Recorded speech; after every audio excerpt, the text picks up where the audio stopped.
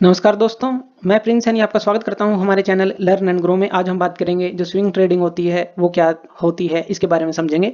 तो swing trading को आप शॉर्ट टर्म इन्वेस्टमेंट बोल सकते हैं या शॉर्ट टर्म इन्वेस्टमेंट स्ट्रेटजी आप बोल सकते हैं।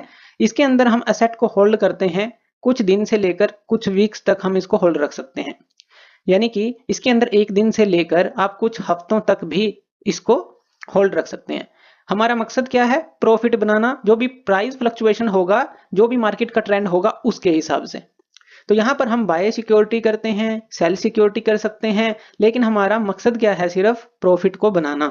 यानी कि हमें सिर्फ क्या चाहिए? प्रॉफिट चाहिए। चाहे हम सिक्योरिटीज को बाय करके करें, चाहे सिक्योरिटीज को सेल करके करें, तो हमें सिर्फ प्रॉफिट बनाना है। अब ये इंट्राडे ट्रेडिंग से बिल्कुल अलग है, जिसके अंदर हम सिर्फ सिंगल ट्रेडिंग डे के अंदर सिक्योरिटी को बाय और सेल करते थे। अब स्विंग ट्रेडर जो है इस तरह की पोजीशन बनाते हैं कि वो जो है ओवरनाइट से लेकर जो आप देख सकते हैं कई हफ्ते तक वो उसमें रह सकते हैं। और वो डिपेंड करेगा कि प्राइस मूवमेंट क्या रही, यानी कि जो मार्केट का ट्रेंड है वो क्या रहा। अब हमें पता है जो मार्केट है वो इस हिसाब से चलती है लगभग। तो यहाँ पर जो प्राइस मूवमेंट है उसको देखना है, कब बाय करना है, कब सेल करना है, तो वो चीज हमें यहाँ पर देखनी है। जैसे कि यहाँ पर देख सकते हैं कि यहाँ का अगर हम देखें तो यहाँ से नीचे की तरफ जो है हमारे पास ये रेड कलर की लाइन दिखा रहा है। यानी कि यहाँ पर जो है ये नीचे की तरफ आया है। तो यहाँ पर ये ग्रीन जो है ये दिखा रहा है कि ऊपर की तरफ ये बायर्स के लिए दिखाता है बार जो ग्रीन कलर की है, और ये सेलर्स के लिए दिखाता है। तो यानी कि जहां जहां पर हमें मौका मिलेगा कि हमें लगता है कि हमें बाय करना चाहिए, तो वहां पर हम बाय करेंगे। और जहां पर लगता है कि हमें सेल करना चाहिए, तो वहां पर हम सेल भी कर सकते हैं। तो सिक्योरिटी बाय और सेल जो है वो अपने हिसाब से हम कर सकते हैं, यानी कि हमें प्राइस की मूवमेंट को देखना होगा। तो अगर स्विंग ट्रेडिंग की कैरेक्टरिस्टिक्स की बात करें हम, तो वो क्या क्या होती हैं। अब यहाँ पर देखिए इस तरह से स्विंग हमें देखने को मिलती है। इस तरह से स्विंग जैसे कि अप ट्रेंड हो गया, डाउन ट्रेंड हो गया, अप ट्रेंड हो गया, डाउन ट्रेंड हो गया। तो इस हिसाब से हमें जो है प्राइस एक्शन को देखना होगा और चूज करना होगा कि कब हमें बाय करनी है सिक्योरिटी, कब सेल करनी है। तो इसके अंदर अगर स्विंग ट्रेडिंग के अंदर देखें तो सबसे पहले जो है ये शॉर्ट टर्म होल्डिंग पीरियड के लिए हम रखते हैं। यानी कि जो स्विंग ट्रेडर्स होते हैं वो पोजीशन को होल्ड करते हैं कुछ दिनों से लेकर कुछ हफ्तों तक, जैसे हमने कहा। लेकिन ये डिपेंड कर सकता है जो मार्केट कंडीशन है और उसकी इंडिविजुअल जो स्ट्रेटेजी है वो किस तरह की है, उस पर डिपेंड करेगा कि कितना समय कोई भी स्विंग ट्रेडर इस ट्रेडिंग को लेने में लगाता है, यानी कि उसको प्रॉफिट कब तक मिलता है। तो ये चीज वो ध्यान में रखेगा। तो वो प्राइस ट्रेंड को भी ध्यान में रखता है। अब प्राइस ट्रेंड क्या होगा?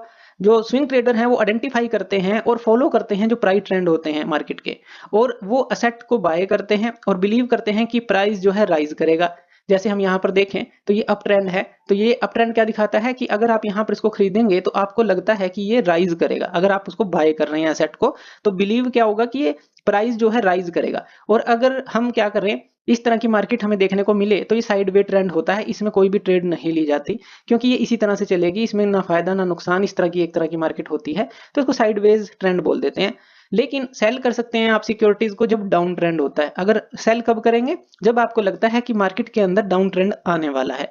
तो मार्केट कंडीशंस के ऊपर ये जो है डिपेंड करेगा, और प्राइस ट्रेंड को देखना पड़ेगा। और जब आपको लगता है कि राइज होगी मार्केट, तो अप ट्रेंड आपको लगेगा, यानी कि आप बाय करेंगे। और जब आपको लगेगा कि डाउन ट्रेंड होगा मार्केट में, तब आप सेल करेंगे, यानी कि आपको लगता है कि प्राइस फॉल करेगा। तो इस तरह से जो प्राइस ट्रेंड है उसका स्विंग ट्रेडर बहुत ध्यान देता है। उसके बाद अगर बात करें, टेक्निकल एनालिसिस हर एक स्विंग ट्रेडर करता है।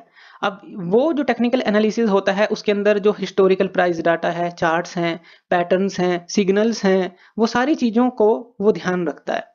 अब जैसे कि ये चार्ट हमने दिखाया, एक एग्जांपल लिया, तो टेक्निकल एनालिसिस जो है चार्ट का कई प्रकार से होता है। जैसे यहाँ पर ये देखिए 1 पॉइंट, 2 पॉइंट और 3 पॉइंट। यहाँ पर हमने देखा कि इस तरह से मान लीजिए मार्केट चल रही है, 1 पॉइंट ये हो गया, 1 पॉइंट ये हो गया, 1 पॉइंट ये हो गया। और एक लाइन जब हम लगाएंगे यहाँ पर, ये क्या दिखाती है? ये दिखाती है कि ये सपोर्ट लाइन है, क्योंकि इससे नीचे नहीं आ रहा है, बार बार ऊपर जाता है, इससे नीचे नहीं आता, बार बार ऊपर जाता है, इससे नीचे नहीं आता। तो ये सपोर्ट लाइन हम इसको बोलते हैं।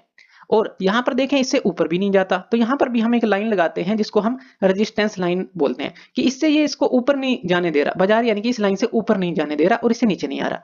तो नीचे सपोर्ट लाइन होगी, ऊपर रेजिस्टेंस लाइन होगी। ये टेक्निकल एनालिसिस होता है। अब आगे कुछ समय के लिए मार्केट का देखें हम, तो क्या रहता है? तो यही जो रेजिस्टेंस लाइन है आगे हमें देखी कि ये सपोर्ट लाइन बन गई। आगे कुछ समय में यही रेजिस्टेंस लाइन जो है ये सपोर्ट बन गई, यानी कि अब इससे नीचे बाजार नहीं आ रहा, इससे ऊपर गया था लेकिन इससे नीचे नहीं आ रहा, तो ये रेजिस्टेंस जो है ये सपोर्ट बन गई। और ऊपर इसी तरह से ये इससे ऊपर नहीं जा रहा था, तो ये रेजिस्टेंस बन गई। इसी तरह से आगे अगर इस लाइन को बढ़ाएंगे तो ये भी सपोर्ट बन गया, क्योंकि अब ये इससे नीचे नहीं आ रहा। यहाँ पर हमें ब्रेकआउट देखने को मिलता है, लेकिन यहाँ से जब जैसे ही वो ऊपर गया तो एकदम से अब ट्रेंड हमें मिला, तो ये ब्रेकआउट इसको बोलते हैं। तो टेक्निकल एनालिसिस कई तरह का है, ये हमने सिर्फ बेसिक इसको समझा कि सपोर्ट क्या होता है, रेजिस्टेंस क्या होता है, तो ब्रेकआउट क्या होता है। तो इन चीजों को जो स्विंग ट्रेडर है वो देखता है और फिर अपना डिसीजन बनाता है कि उसको बाय करना है, कब बाय करना है, कब सेल करना है।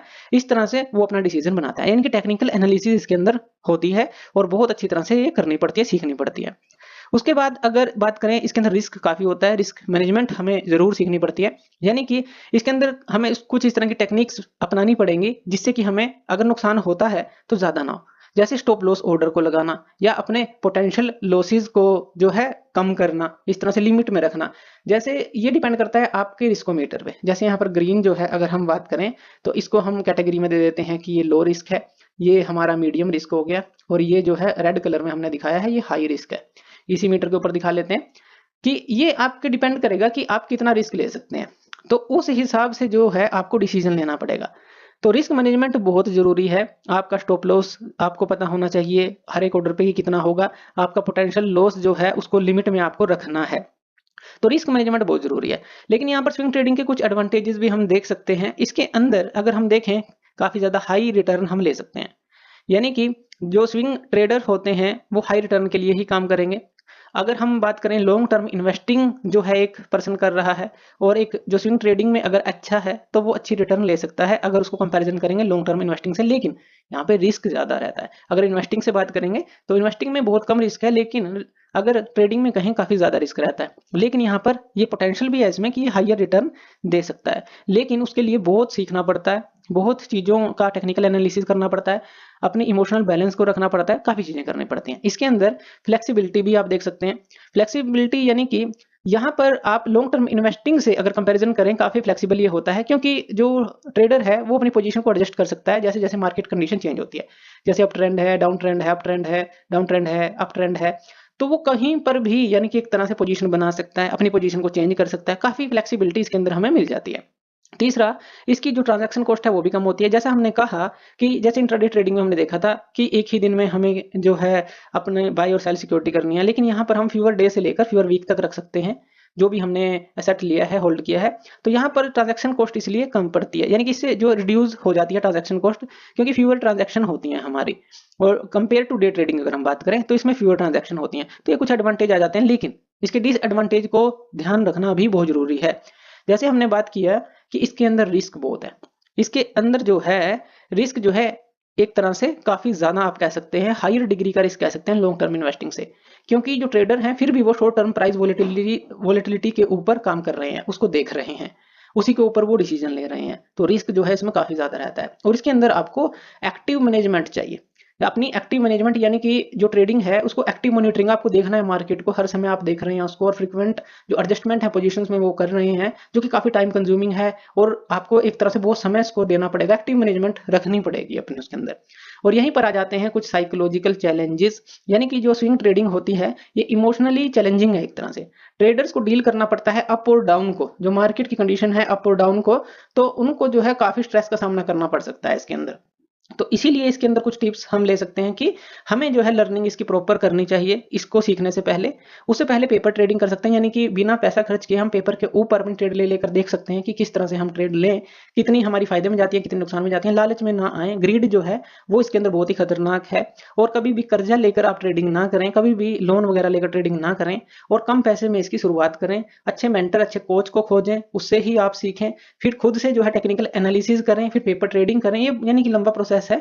सीखेंगे जैसे आप कोई भी पढ़ाई करते हैं उस तरह की ये पढ़ाई है, उसको पढ़ाई करने के बाद ही आप ट्रेडिंग करें, नहीं तो स्टार्टिंग में ही आप लॉस इसमें बहुत ज्यादा कर सकते हैं। और दूसरों की बातों में ना आए, कि लालच में ना आए कि इतना ज्यादा पैसा लगाएं और ज्यादा प्रॉफिट कमाएं। नहीं, थोड़े से स्टार्ट करें और आहिस्ता आहिस्ता सीखें। अगर आप कर सकते हैं इन सारी चीजों को, जैसे साइकोलॉजिकल चैलेंज है, एक्टिव मैनेजमेंट है, रिस्क ले सकते हैं, तब आप इसको आगे कैरी करें। नहीं तो बहुत सारे ऑप्शन होते हैं, हर एक पर्सन के अंदर अलग तरह का गुण होता है। जैसे वो इन्वेस्टिंग में जा सकता है, लॉन्ग टर्म इन्वेस्ट कर सकता है, अगर वो स्ट्रेसेस का सामना इस तरह का नहीं कर सकता, साइकोलॉजिकल चैलेंजेस का सामना नहीं कर सकता।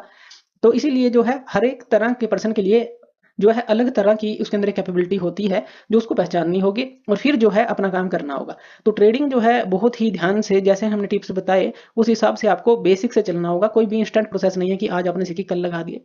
इसमें भी आपको काफी समय लगेगा, फिर प्रैक्टिस करनी पड़ेगी, फिर जो है आप लॉस भी कई बार करेंगे। लेकिन थोड़ा पेपर ट्रेडिंग में करके देखें, थोड़ा पैसा आप लगा कर देखें, कभी भी ज्यादा अमाउंट ना लगाएं और फिर आहिस्ता आहिस्ता सीखने के बाद इसको आप कर सकते हैं। तो थैंक यू वीडियो देखने के लिए, और इसी तरह की वीडियोस के लिए आप हमारे चैनल लर्न एंड ग्रो पे हमें सब्सक्राइब कर सकते हैं। धन्यवाद।